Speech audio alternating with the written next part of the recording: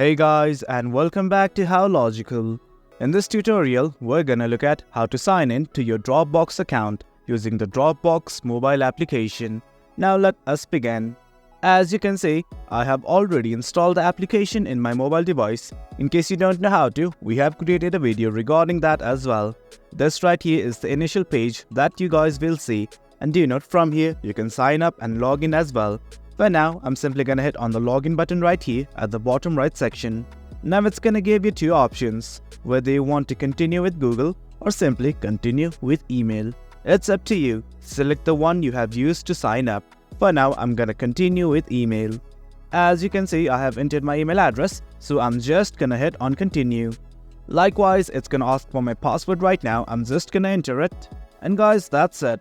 Once everything's okay, simply hit on login. As you can see, I have successfully signed into Dropbox using my mobile application. Hope you guys found this video informative, and for more content like this, do remember to hit like, share and subscribe. Your support fuels us. Until next time, thank you.